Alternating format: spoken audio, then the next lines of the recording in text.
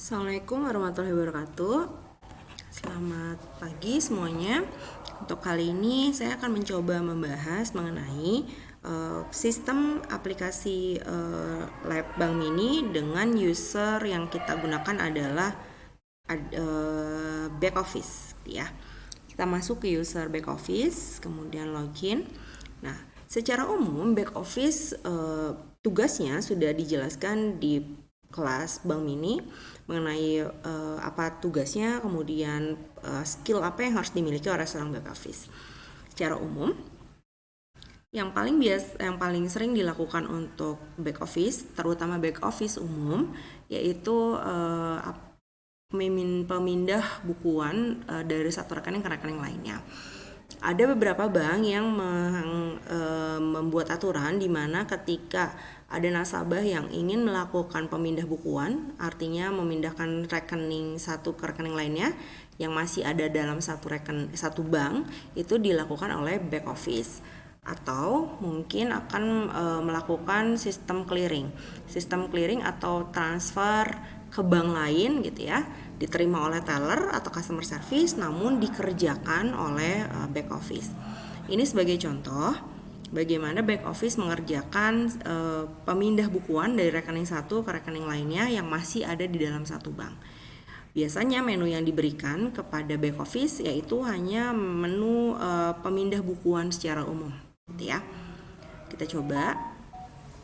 Nah, ini nanti back office punya kewenangan untuk memindahkan rekening satu ke rekening lainnya yang masih ada dalam satu bank gitu ya. Tentunya dengan limit yang diberikan. Nah, kita sebagai contoh ada permintaan dari nasabah untuk memindahkan dana dari rekening satu ke rekening lainnya.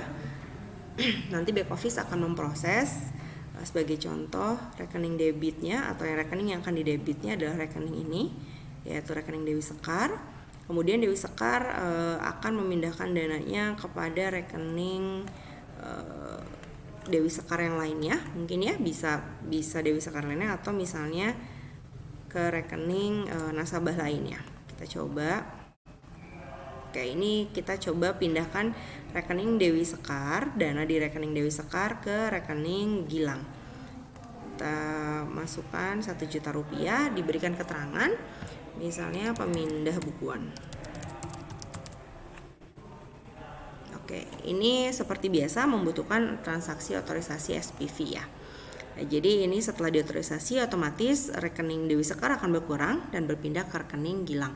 Jadi ada beberapa transaksi yang tidak bisa langsung dilakukan di teller dan di customer service. Salah satunya adalah ini, pemindah bukuan.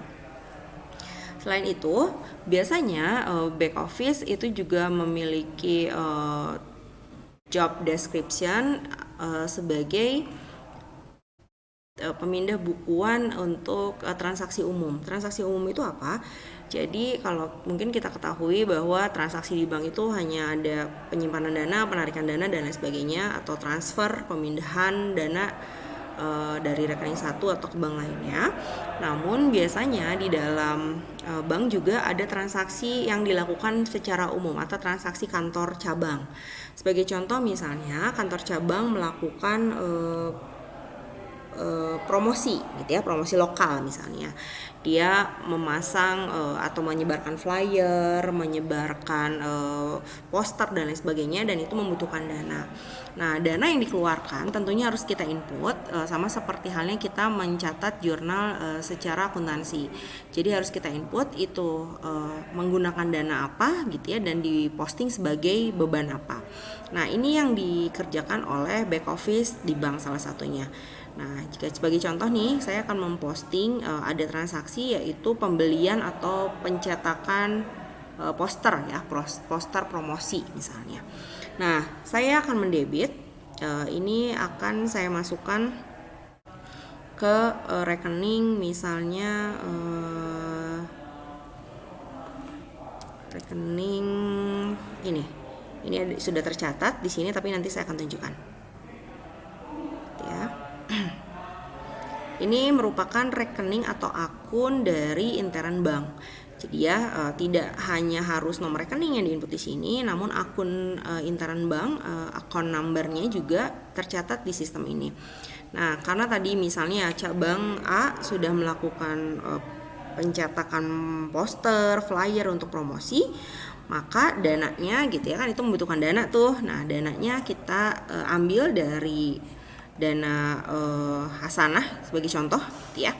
Tentunya seharusnya ini ada kas kecil atau kas yang, kalau kasana kan kesannya kasnya besar ya.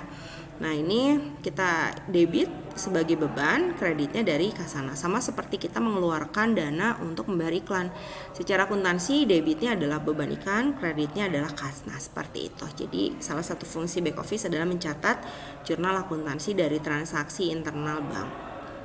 Contohnya katakan 1 juta, kita masukkan dana promosi. Oke, seperti ini. Lalu biasanya apa saja yang diposting selain misalnya ada pengeluaran beban, kemudian pemindah bukuan, biasanya segala hal yang berkaitan dengan pencatatan akuntansi juga dilakukan di back office. Di sini oleh karena itu biasanya back office mendapatkan ini ya, akun, informasi akun. Ini ada daftar kategori akun, ada akun neraca, ada laba rugi. Nah, kalau misalnya back office itu sendiri tidak hafal gitu ya nomor rekening internal, ini bisa lihat di sini. Ini yang berkaitan dengan akun di neraca, ada ini nomor akunnya. Jadi kita tinggal bisa mengcopy langsung kalau misalnya memang ada kendala back office-nya tidak ingat dengan nomor rekeningnya. Gitu ya. Nah, ini ada. Nah, ini macam-macam akunnya. Kemudian di akun laba rugi ada akun pendapatan bonus, kemudian beban iklan, beban tenaga kerja. Jadi kalau misalnya gajian gitu ya istilahnya, ini bisa saja menggunakan beban tenaga kerja, debitnya gitu ya. Kemudian rekening-rekening lainnya juga bisa digunakan gitu. Jadi tidak perlu khawatir misalnya tidak ingat nomor akunnya karena disediakan di sistem itu sendiri. Ini daftar kategori akunnya juga ada gitu ya. Masuknya ke sisi aktiva, pasiva, kemudian masuknya ke pendapatan. Ini sama seperti mempelajari akuntansi bank syariah. Nanti mungkin akan dipelajari di semester selanjutnya gitu ya. Jadi akun-akunnya juga sudah tersedia di dalam sistem ini.